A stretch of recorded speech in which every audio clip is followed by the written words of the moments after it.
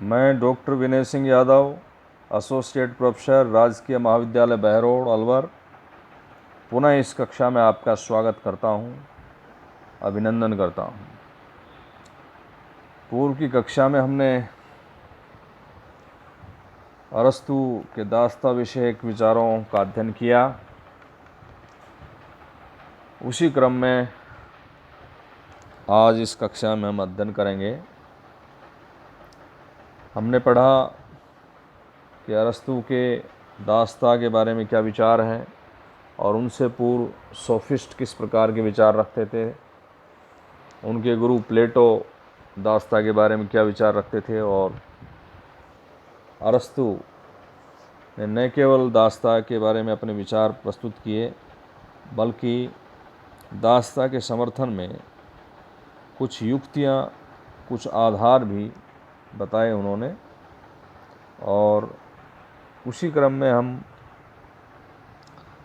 आज कुछ महत्वपूर्ण विचार अरस्तु के जानने की कोशिश करेंगे। उसमें है दास परिवार की एक सजीव संपत्ति है, दास गृह सेवाओं का साधन है, उत्पादन नहीं, दासता का आधार प्राकृतिक गुण है, श्रेष्ठ व्यक्ति निकृष्ट पर, स्वामी का विकास दास पर निर्भर है और दास का कल्याण स्वामी की सेवा में है, कानूनी दासता केवल बर्बर जातियों के लिए है और दासों के साथ कैसा व्यवहार होना चाहिए, दासों की मुक्ति के संबंध में क्या विचार है अरस्तु के।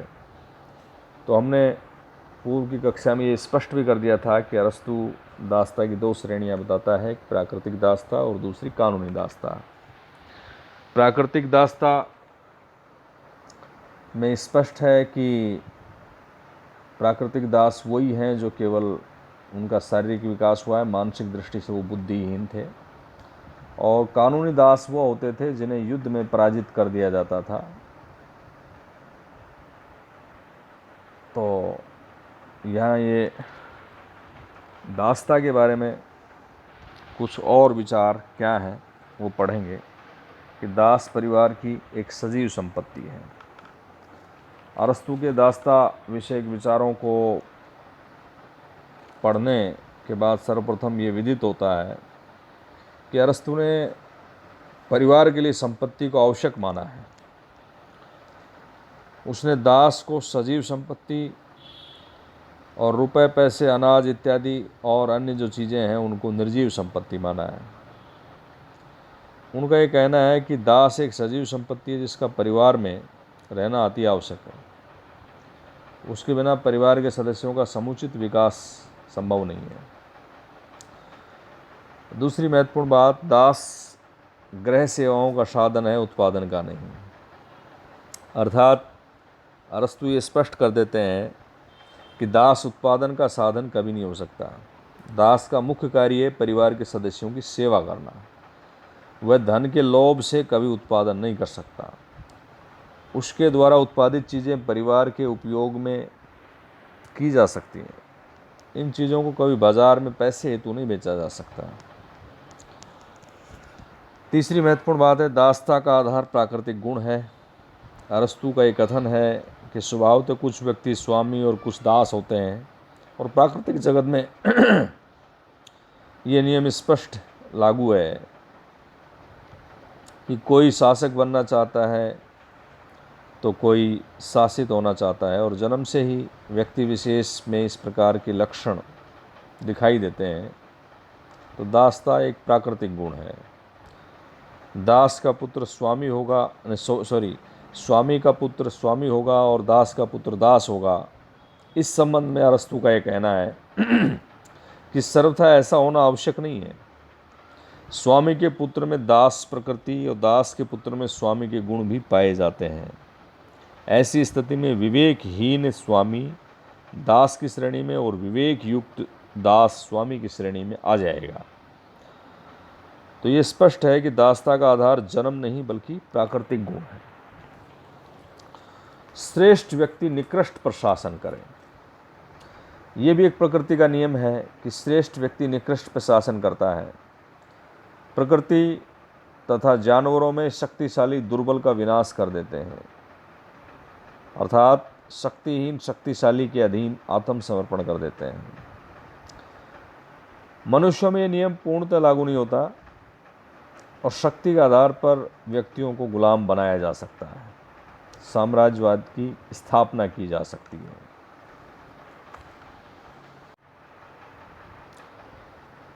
इस संबंध में अरस्तु के कहने का अर्थ यह है कि दास का जीवन शारीरिक शक्ति और स्वामी का जीवन मानसिक शक्ति अर्थात आध्यात्मिक शक्ति पर निर्भर करता है। स्त्री स्वभाव से दुर्बल और भीरू होती है, पुरुष शक्तिशाली और निर्भीक होता है। अतः स्त्रियों पर पुरुषों का शासन आवश्यक है। अरस्तु का यह निष्कर्ष है कि श्रेष्ठ व्यक्ति निकृष्ट व्यक्ति पर शासन करें, ये सत्यता के काफ़ी समीप है। इसके अलावा अरस्तु ये भी कहते हैं कि स्वामी का विकास दास पर निर्भर है तथा दास का कल्याण स्वामी की सेवा में है। अरस्तु के दास प्रथा को इसलिए आवश्यक बताया है कि स्वामी को अपने बौद्धिक आध्यात्मिक गुणों के विकास के लिए पर्याप्त अवकाश चाहिए, और यदि दास नहीं हो तो स्वामी का जो समय है वो तो नमक तेल की चिंता में ही नष्ट हो जाएगा। उसको अपनी जीविका के निर्वाह की चिंता में ही उसका जीवन नष्ट हो जाएगा, तो उसे पर्याप्त अवकाश नहीं मिलेगा और वो बौद्धिक आध्यात्मिक चिंतन नहीं कर पाएगा। दास स्वामी की दैनिक आवश्यकताओं की पूर्ति करता है और जिससे स्वामी निश्चिंत होकर के और श्रेष्ठता प्राप्त करने की कार्य करता है। दूसरी तरफ दास का कल्याण स्वामी की सेवा में ही है। कैसे? अरस्तु का एक कथन है कि दास विवेक शून्य होता है और उसमें आत्मिक और बुद्धि के गुणों का अभाव रहता है। ऐसे में स्वामी के संपर्क में दास रहेगा तो उसका जीवन भी स्वामी के पवित्र जीवन से प्रभावित होगा और उसकी संगति से बुद्धि और चरित्र का विकास होगा। कानूनी दासता केवल बर्बर जातियों के लिए। हमने पहले पढ़ा है कि अरस्तु दासता के दो प्रकार बताता है, एक प्राकृतिक दासता और दूसरी कानूनी दासता। तो कानूनी दासता का अरस्तु ने कानूनी दासता का विरोध किया है। युद्ध में पराजित व्यक्ति ही कानूनी दासता की जंजीरों में जकड़े जाते थे। युद्ध अन्याय पर भी आधारित हो सकता है। ये कोई आवश्यक नहीं कि विजेता सभी दृष्टिकोण से श्रेष्ठ हो, कभी कभी पराजित व्यक्ति भी विजेता से श्रेष्ठ होता है। तो अरस्तु के समय यूनानी राज्य आपस में युद्ध किया करते थे और एक दूसरे को दास बनाते थे। ये प्रथा यूनानी समाज का एक अंग बन गई थी। अरस्तु को ये अच्छा नहीं लगा। उन्होंने स्पष्ट शब्दों में कहा कि यूनानी सर्वत्र सदा श्रेष्ठ होते हैं, उनको किसी भी हालत में दास नहीं बनाया जा सकता। यहाँ तक कि यदि वो युद्ध में पराजित भी हो जाएं तो उन्हें दास नहीं बनाया जा सकता। उनका ये कहना था कि युद्ध में पराजित बर्बर जाति ही कानूनी दास बनाई जा सकती है। अरस्तु का ये विचार आलोचना का बिंदु बनता है। इसके अलावा अरस्तु का ये भी कहना है कि स्वामी और दास में मित्रता का व्यवहार होना चाहिए। मानवीय व्यवहार की ये नीति अत्यंत ही प्रशंसनीय है। दोनों का हित अच्छा संबंध बनाए रखने में है। दास को स्वामी की आज्ञा का उल्लंघन नहीं करना चाहिए, स्वामी को भी अपनी सत्ता और शक्ति का दुरुपयोग नहीं करना चाहिए, लेकिन कानूनी दास पर निरंकुश रूप से शासन करना चाहिए। और लास्ट में है कि दासों की मुक्ति कैसे हो। तो अरस्तु का यह मानना है कि दास वर्ग में भी कोई न कोई विवेक युक्त होता है और विवेक युक्त दास को मुक्त कर देना चाहिए। ये कोई आवश्यक नहीं है कि दास का पुत्र दास ही हो। यदि स्वामी के लक्षण वर्तमान हो तो वो स्वामी बन सकता है। अच्छी सेवाओं और कृतज्ञता के आधार पर दास को मुक्त किया जा सकता है। इस प्रकार की एक आशा उसे मिलनी भी चाहिए।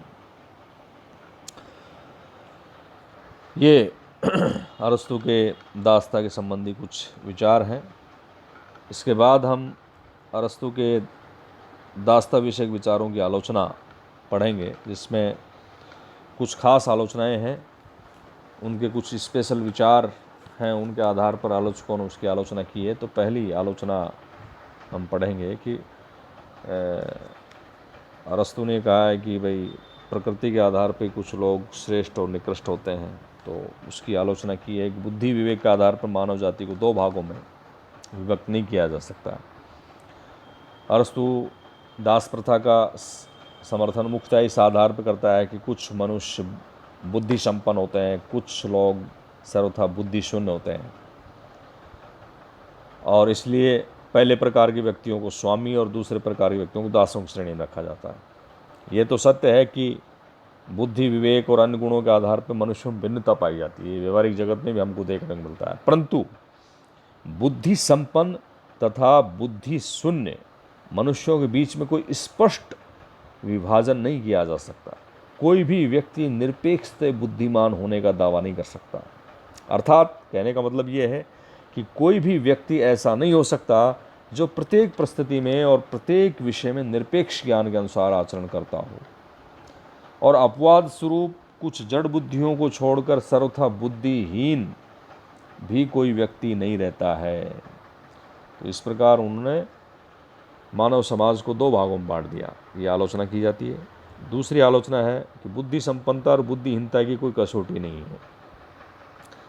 केवल तर्क के लिए ये मान भी लिया जाए कि मानव जाति को बुद्धिहीन बुद्धिहीन श्रेणी में विभक्त किया जा सकता है, तो तुरंत ये प्रश्न दिमाग में खड़ा होता है कि हमारे पास ये जानने का क्या आधार है कि अमुक व्यक्ति को कौन सी श्रेणी में रखा जाए। स्वयं अरस्तु भी हमारे सामने ऐसी कोई कसौटी प्रस्तुत नहीं करते, और वास्तव में किसी व्यक्ति की बुद्धि चरित्र की परख तभी हो सकती है जब वो कर्म करने के लिए स्वतंत्र हो। किंतु दास और बहुत से व्यक्तियों यानी दासों को कर्म करने की स्वतंत्रता से वंचित कर दिया जाता है। तो फिर ये कैसे कहा जा सकता है कि वे सर्वथा बुद्धि रहित हैं। एक आलोचना है कि समुचित अवकाश सबको मिलना चाहिए। अरस्तु ने दास प्रथा के समर्थन में ये तर्क दिया है, हमने पढ़ा कि कुछ व्यक्तियों को यानी स्वतंत्र मनुष्यों को बौद्धिक और नैतिक विकास के लिए व्यवहारिक जीवन में भाग लेने के लिए अपेक्षित अवकाश प्राप्त हो जाता है, परंतु ऐसा अवकाश तो समाज के प्रत्येक वर्ग को चाहिए, न कि वर्ग विशेष को। प्रत्येक व्यक्ति को अपना बौद्धिक विकास करने के लिए, सामाजिक राजनीतिक क्रियाकलापों में भाग लेने के लिए, साहित्य कला का आनंद लेने का अवसर सबको मिलने चाहिए। कुछ व्यक्तियों को यह अवकाश प्रदान करना सर्वथा अन्यायपूर्ण है। और एक आलोचना है कि नैतिकता के समस्त सिद्धांतों के विरुद्ध है। एक मनुष्य के द्वारा दूसरे मनुष्य को दास बनाए जाना एक जघन्य और घृणास्पद व्यवस्था है। ये नैतिकता के समस्त सिद्धांतों के विरुद्ध है, मानवता का घोर अपमान है। और एक और आलोचना है कि ये सामाजिक एकता के लिए घातक है। कैसे?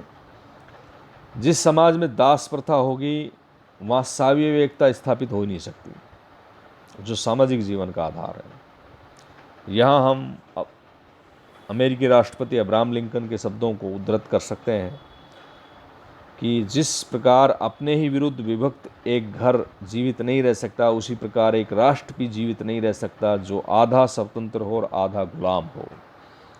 और अंतिम आलोचना ये की जाती है कि प्रजातीय श्रेष्ठता के सिद्धांत पर आधारित है ये अरस्तु का जो सिद्धांत है, दासता विषयक सिद्धांत।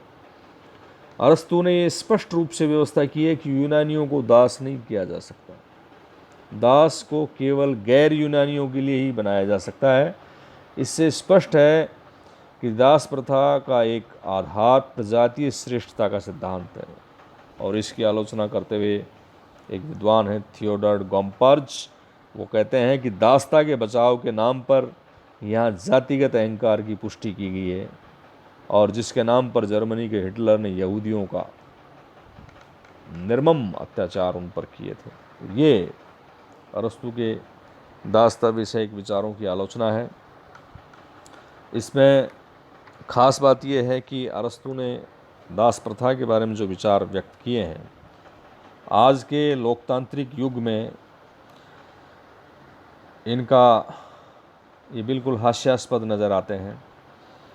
और इवस्टीन ने इस संबंध में कहा है कि उनकी दासता संबंधी स्वीकृति ये सिद्ध करती है कि किस प्रकार एक बुद्धिमान और महान दार्शनिक अपने समय की संस्थाओं का और उन पक्षपातों का बंदी होता है जो उन संस्थाओं को तर्क के द्वारा औचित्यपूर्ण बतलाई जाती हैं।